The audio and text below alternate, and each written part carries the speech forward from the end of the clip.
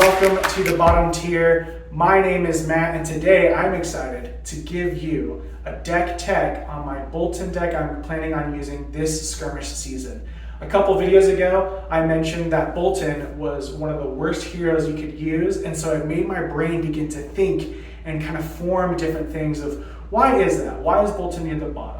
Well, I think this deck answers those questions and can actually prove how Boltyn can be better than some of the other heroes used for skirmish. And so I'm really excited to show you, but most of all, I'm excited for you to be able to see this and take it and make it something better than what I'm doing here. So without further ado, without, whatever you guys want to say, let's jump in and see what this Boltyn deck looks like.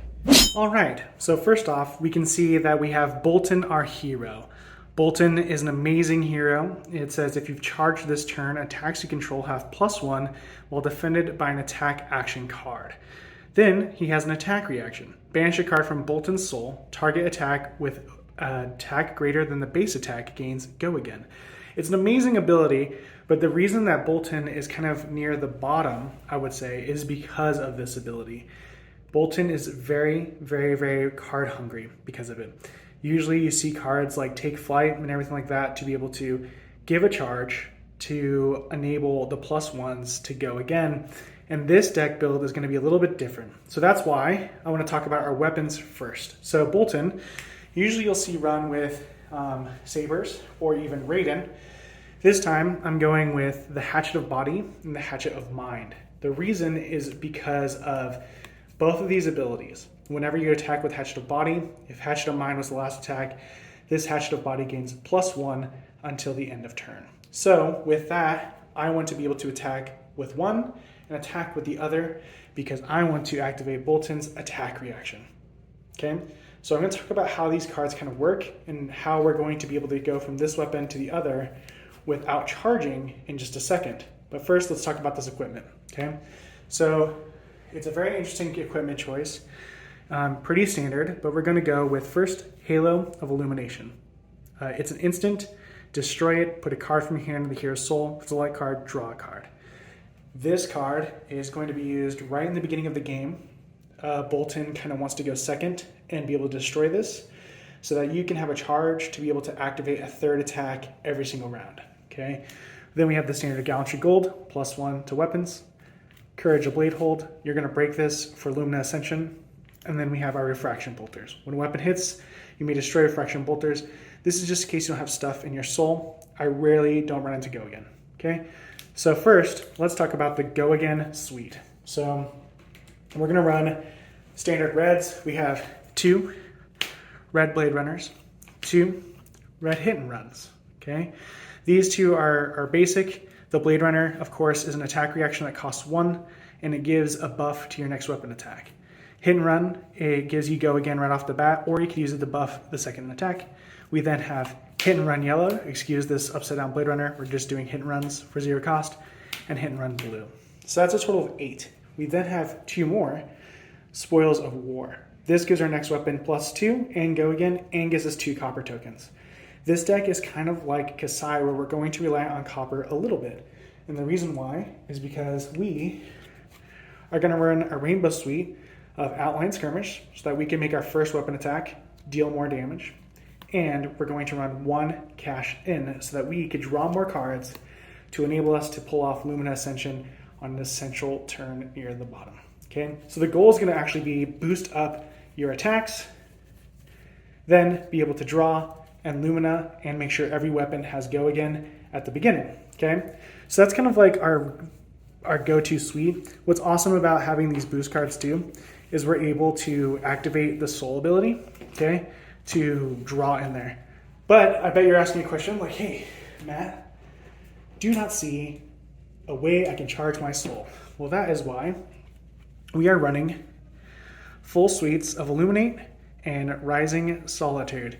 Solitude doesn't have the blues because it costs 1, but these have a very interesting ability.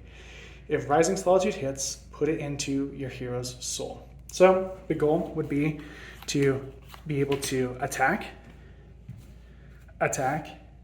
remove a card from your soul, and be able to attack again. With that, I could be able to boost. I can also be able to do Go Agains gain copper pieces, be able to then Hatchet of Mind, remove Soul, Rising Solitude, goes back into Soul to be able to keep it out of my graveyard. Okay, and the other reason that is I want to make sure that we keep everything out of our graveyard so that we can have a Nourishing Emptiness turn so that we can draw 5 cards again to boost up for Lumina Ascension. So this is a very passive Boltyn. That's what I kind of like to have, a passive aggro Boltyn. We can deal about 10 to 12 damage each round because we're doing 3 attacks, and then we're able to upload into our Soul so that we can have the next turn be able to do that too. But sometimes we don't draw these cards very well sometimes, but we're able to put into our Soul and leave it there for those big turns. However, Lumina Ascension does have a very interesting ability. Let me pull that card out real fast. Lumina. Lumina says, until the end of turn, weapons you control gain +1. And if this hits, reveal the top card of your deck. If it's a light card, put it into your hero's soul, gain 1, otherwise put it at the bottom of your deck. If you charge this turn, you may attack an additional time with your weapons you control. We need that to happen. We need to be able to charge. So how am I going to set that up if I'm not charging? Because these cards don't have that keyword of charge. Well, I am running Engulfing Light because I also need to worry about not being able to play Nourishing Emptiness. So Engulfing Light has a unique ability. As an additional cost to play Engulfing Light, you may charge your hero's soul. If you've charged Engulfing Light gates, if this hits, put it into your hero's soul. So how am I able to go from this to charge, to Lumina, to hit, to go into my soul, to give myself 2 in that turn? Well, I'm also running Razor Reflex, which is going to give both those cards go again. I have the blues to be able to play with the reds sometimes, giving it +1, making it that nice 4 number. I have the reds to go with the blues to give it that nice 4 number, or 6 and etc. or 2, whatever you're able to do if they do no blocks. So this helps us out, be able to get that go again, to be able to go into Lumina Ascension, be able to have a turn that gives +1 to everything, so that we can break our Courage of Blade hold and attack with our axes. So that's kind of like the basis of this deck, is trying to set up passively Lumina Ascension, be able to get that go again with Engulfing Light, and have some awesome cards in there. I'm only running 1 Lumina. Only 1 Lumina. I'm only running 1 Nourishing, only 1 Cash-In. I have a fun card in here, Spill Blood, one of those. If you control axes, the axes you control gets +2 and dominate to the end of turn. If you could Lumina, do Spill Blood, all of your attacks have dominate, you could be able to win that round with the axes. Okay, so this is kind of the basics of the deck. I want to be able to pump things up with my Outland Skirmish, be able to have those go again cards with Hit and Runs and Blade Runner, and of course, Spoils of War. I want to build up copper pieces so I can cash in, get +4, draw into Lumina, and then be able to play. I also want to make sure I'm attacking 3 times each turn. 1, 1, this. What I like about it is this will always have +1. I can always withdraw from my soul because it will always be higher than the base. I just need to worry about going from here to here every time so that I can be able to play another card from my hand. Okay, so this is the very basics of this deck. So let me go ahead and run through kind of a quick hand so that you guys can kind of see what my thought process is as I'm playing. You can see how effective it is, be able to tweak it, or be in the comments and be like, Matt, this is trash. This isn't going to win anything. It could totally be, but it's something different that Boltyn doesn't normally do. So let's give it a shot. Okay, so we have our deck. We're going to cut it. We're going to draw the first 4 cards. We're going to act like we are going second. So we're being attacked here. This is my copper, just in case you want to know. So I'm going to go and draw my 4. 1, 2, 3, 4. Okay, it's a fairly decent pull, right? I'm really worried. I don't want to really use my Spoiled of War, but I'm probably going to end up defending with my whole hand. Typically, if I'm being really aggroed or attacked in the first round, which you usually are. But what I'm going to do is I'm going to go ahead and pitch to break my instant for Halo Illumination. Okay, so that gets destroyed. I'm going to go ahead and put Rising Solitude in my soul, which allows me to draw a card. And we're going to say I get attacked, and I'm able to defend for 9 this round and block it all out. Okay, that would be a very optimal way to do it. If I was playing this my first round, right, I am going to go first for this. It would be something more along like this. I'd probably pitch in the swing,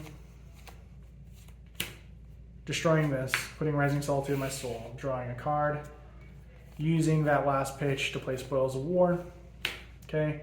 And then again, pitching this Outland Skirmish to attack for 4, go again, and then be able to attack for 3, and then be able to Arsenal pass, okay? You also could play an attack for 4, see if they block it.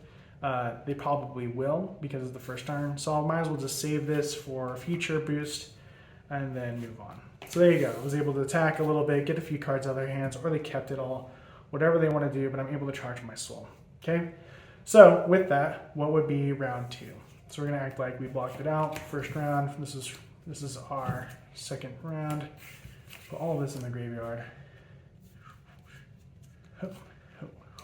Okay, so now round 2. 1, 2, 3, 4. We have a lot of cards that aren't going to help us too much, okay?